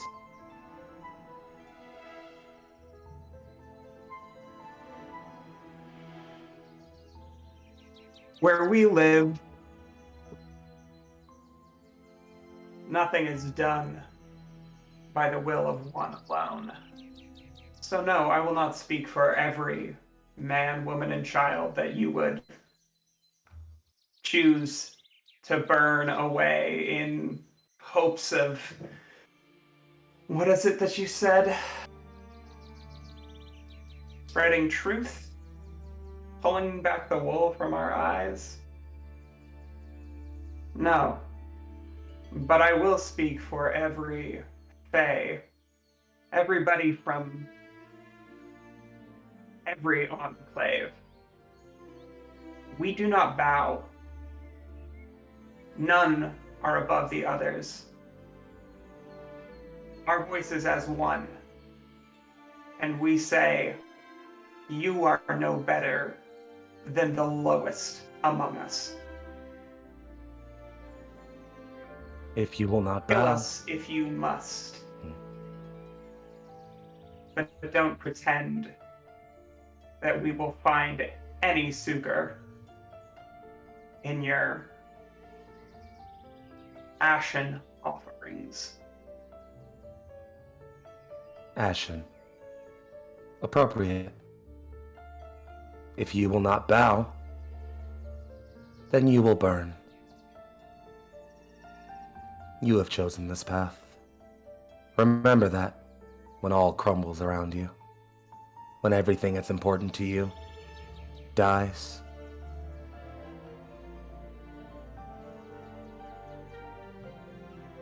He sort of, without even rolling insight, you can all tell there's sort of a switch almost, like a click in his head, and suddenly he looks up, almost rolling his eyes up to Lydia.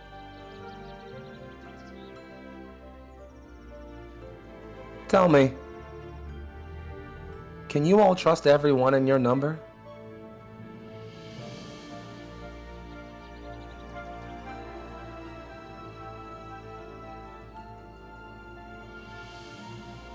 What were you saying about faith earlier? Faith. I had faith once in someone in this room.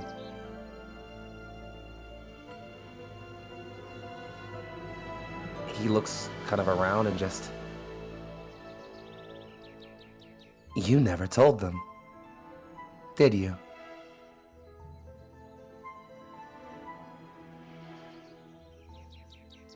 Doesn't need to. Oh, but she does.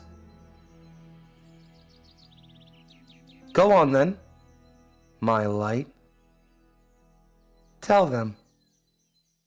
Tell them of God's rest, of the home we made. Tell them what you stole from me.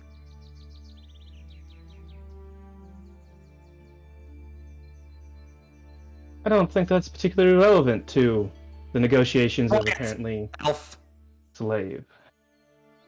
speak. No, you will be quiet. If you're going to salt the earth we stand on, it will be every inch from here to the end of the planet.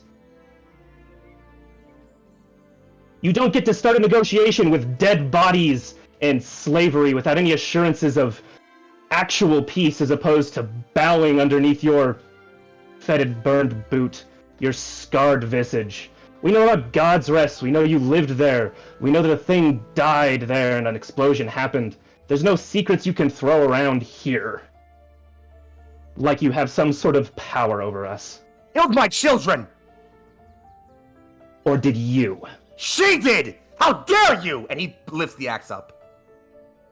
The bow crackles into Fane's feet.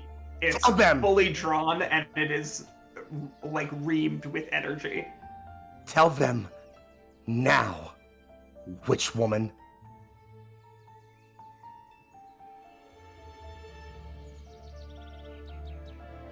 He's picked up the axe and is wielding it towards her. He's just holding it in his hand, and his arm is just trembling.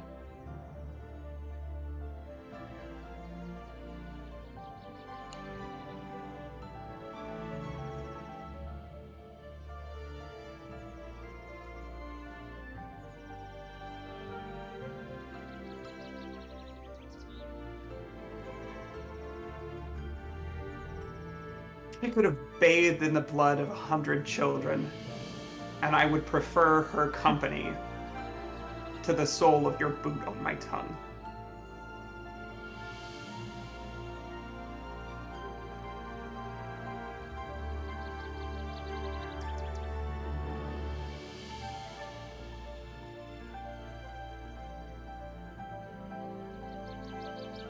You bid me tell them.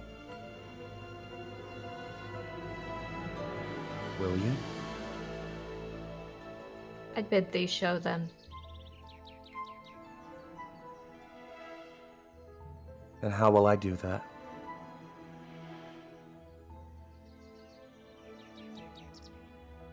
Thrice now you've threatened me. Thrice now you've threatened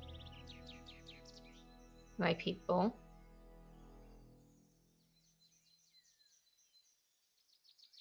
I want to know if you actually have the courage to wield that weapon against me.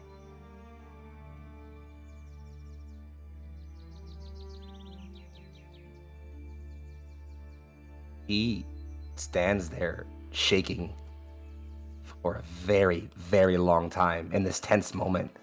Bowstring drawn, Airdray's sword ready, Rio up standing, Lydia facing off against him.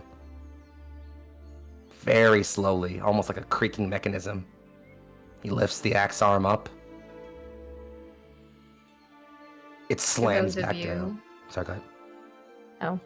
Please, go ahead. She was just going to.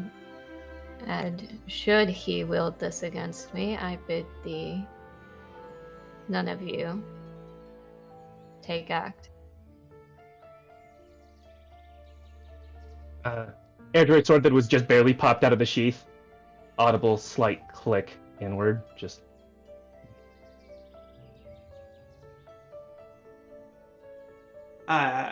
Thane will relax the bowstring just slightly.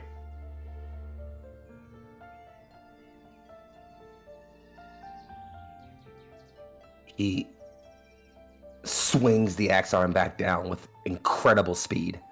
There's a slam, audible, as the entire ornate chair behind him comes undone in pieces through a single swing.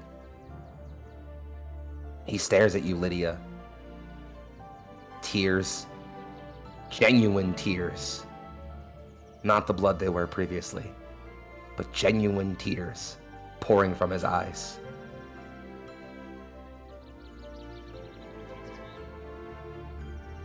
Let it be known then, the Everlight Church officially declares war on House Vairdans. To the death with all of you. And with no more words, he just lowers the axe arm and starts to kind of walk towards the door. The door behind us or the door behind him? Behind all of you. Like, he has to walk past all of you to get to the door. Like, he's clearly walking past all of you. I'll say, just for the sake of knowing the scene, there is no hint of violence or like threat or malice in his motion. He is very clearly just walking out. Does Drago move to follow? As soon as he starts to move, she clips up, and he hasn't passed her yet, but you can definitely tell the moment he walks past her, she'll just follow behind him.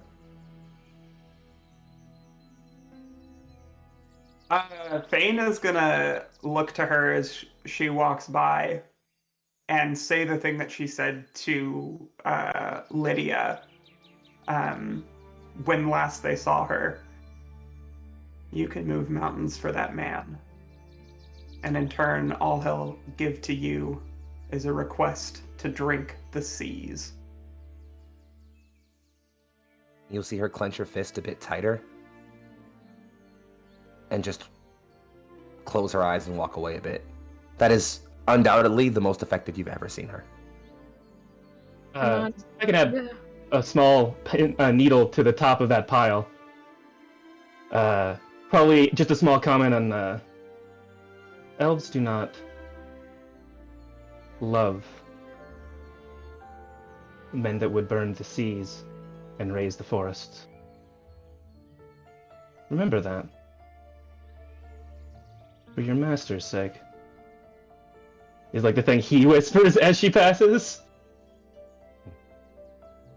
Iman, do you have intention of remaining in Riza Isle? No. I will return to Everreach. I have a war to prepare for.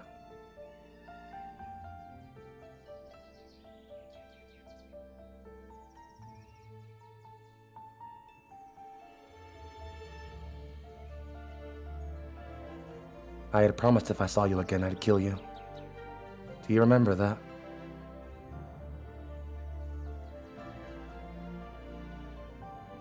I recall. Real hearing that will prepare his knife. Liz holds her hand up. He clenches the axe head some more and says, I guess we have finally both lied. And he walks away.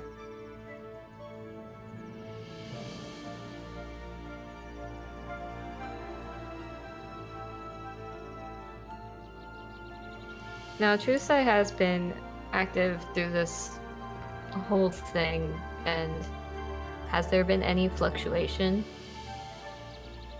You notice two things, and I didn't want to cut the moment off to have this happen, but you notice two things. When things got heated, when he got angry, absolutely. It was riling and writhing through his veins, this corrupted, dark presence. When you saw those tears pour from him, it all washed away. All of it. It just disappeared. But as he's walking away, you can feel it just boiling back up in him. And you can, I'd say as you're like kind of looking at him to do this, it's not hard for you to tell visibly, he is shaking.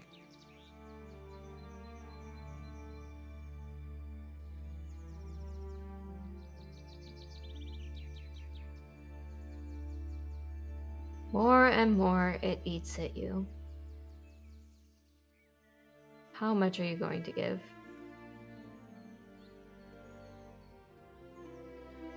I have nothing left to give.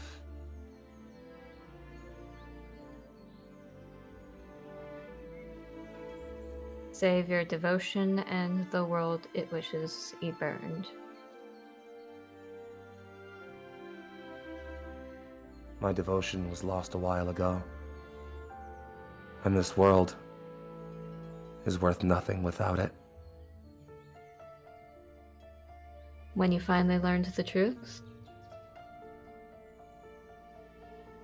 When I realized there are no gods. They are all already dead.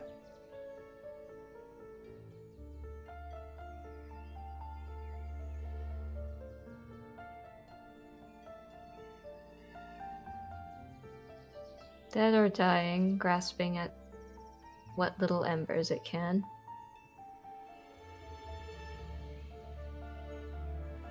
Indeed. This world has seen many things, Lydia. But a god's death. What a marvelous sight, I'm sure.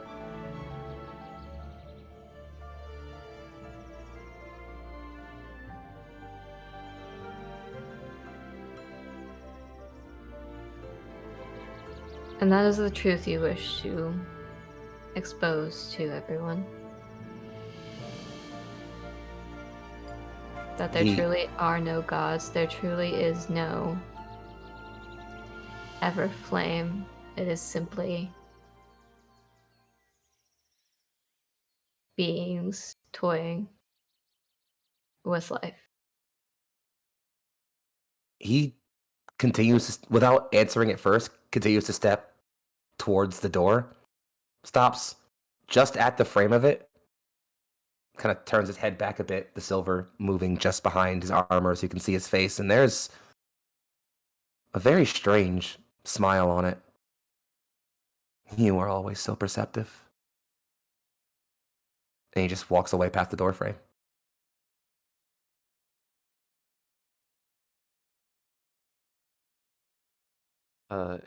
Are the guards that brought in the hands, are they following him as well? His whole party's leaving. Rio will like hold his hand up to the guards that are like holding them and say, You can leave them with me. The Lagarts look back at each other, look over at Draka, who is sort of just following behind Iman, just sort of past the doorway. She nods. They lower the sort of display and walk off very callously.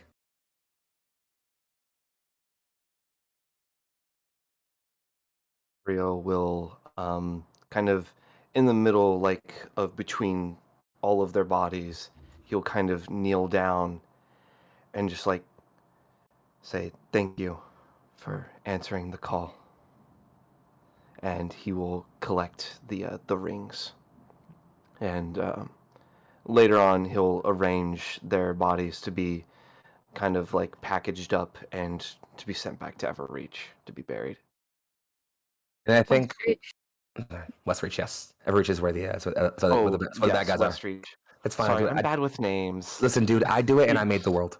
But in any case, to preserve the coolness, the last sort of thing we'll end on, Rio, as you are sitting amongst your fallen and offering them the rest they deserve. Your sending stone pings back in a similar kind of almost Morse code format to the way you were doing it, almost the same way you did, where you worked the words into your sentence. You get to, but now it does the very same thing as she's currently in a council meeting with other lower members of the council. It's 3 simple words in the same way yours was only a very simple message. Prepare for war.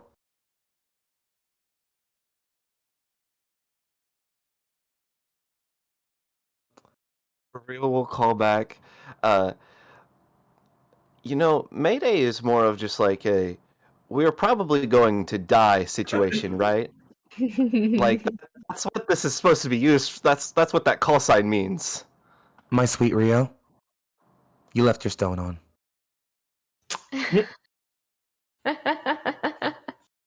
And I think Double tap is off. I think we'll just go ahead and end it right there, actually. Hold activation, then like let go. No, long press activates it for like longer. Exactly. It's an easy, like it's bad UX. I'm sorry. You see. Here's the thing. Rio uses these all the goddamn time. Yeah. So it's obviously a flaw in like how they set it up. It's like the difference between a short and a long press is so minute. It's so weird. Anyway, sorry. Exactly. Stone doesn't even vibrate when it activates. It's annoying. No glow, nothing. There's no feedback If here. it vibrated, it could be used for so many other things. I'm gonna leave it there. All right. Now that we've had a long discussion about the UX and UI capabilities of sending stones, let's go ahead and wrap up here. Thank you all for coming out for an episode of Against the Light. We've had it all. We've had some drama, some sad, some angry, some happy. It's a little bit of horny. A little bit of horny too. It's all over the place. Maybe a little bit more than a little bit. Sprinkle it in, you know. In any case, listen. Let's get the fuck out of here. All right. Let's just go ahead and pass it around the horn. We're gonna start off in the top right and swing it all the way around. Watch. I'm gonna do this blind. I can't see the overlay, but I'm doing it blind. All right. So top right, Tate. Buddy, No. my Yes, name's Tate top right. Washburn. Yes, top right is Tate. My name's Tate Washburn. You can find me at kinda_writing, where I am on Twitter. But I talk about I'm kind of discombobulated. That was an intense session. You did great. Yeah, where I talk about writing and memes and tabletop, and I mean, honestly though, the place you should follow is the Neon Lights Twitter at Neon Lights Roleplay, because that's where we actually like announce cool game stuff and much better jokes, because Sir Heck and our friend Dan are running it, and all that good stuff. You also find me here. I run the Violet Sea game, which is going to be happening tomorrow, and then a week from tomorrow. And I'm in some of the other stuff that you'll see us around. It just proved that I'm not doing this in memorized order. Bottom left, Chouse. Bottom left, Chouse. Hello.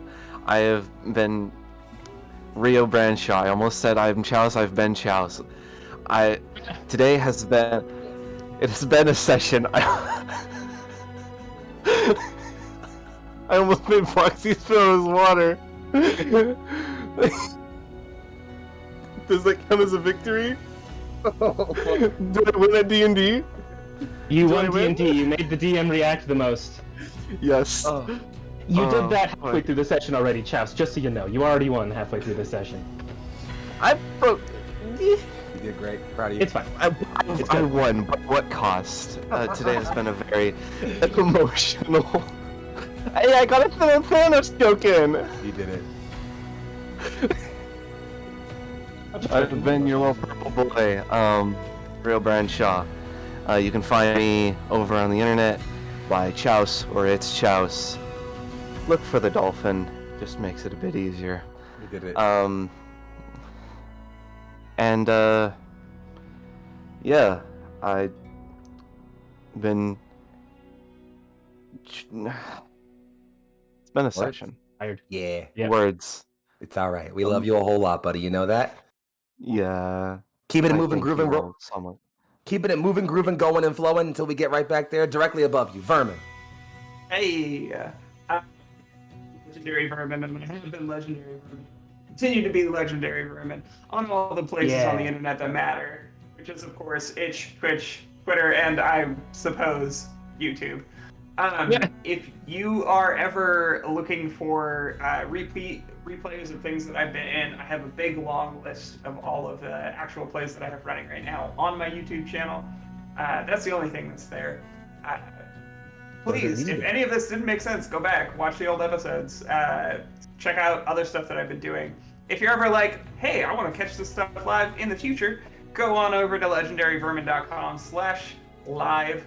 And you can find an upcoming series of shows that I'm in. The soonest one is this coming Monday. You can catch me and a couple other members of this stream hanging out as we start a whole new Lancer campaign right here on Neon Lights Roleplay.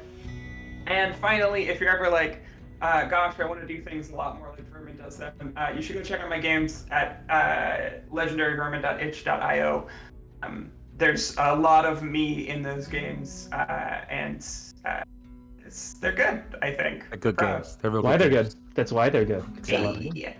I've been your big hot bird mom, Fane Hemlock, and that's me saying I wasn't shaking this session. Everything was fine. No adrenaline.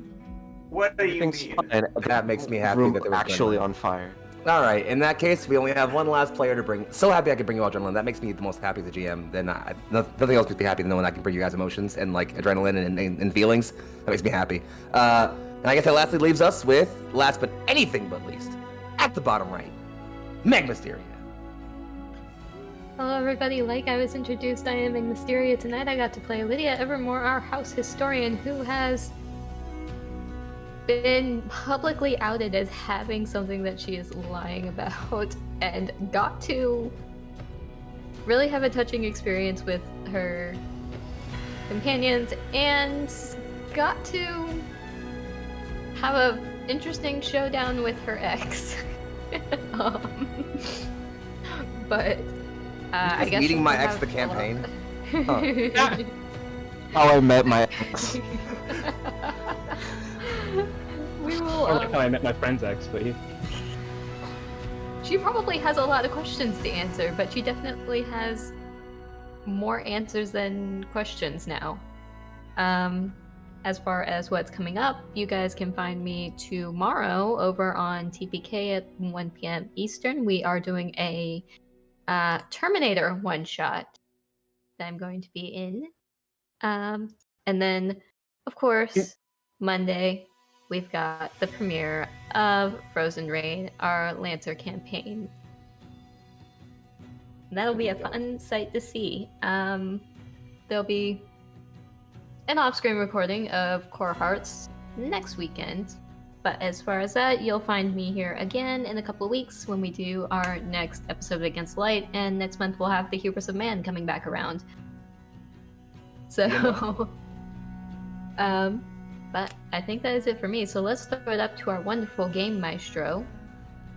Y'all, I'm only great because y'all are even better, all right? Folks, if you don't know who I am by now, welcome to the Neon Lights Roleplay for the first time. I'm Foxy. I do a lot of stuff around here, creative direct, I run some shows, I play in some shows. Specifically, if you want to catch me doing stuff in places, first things first, I'm on the Twitter sphere at Foxy Eternal. That's FOXXIETERNAL.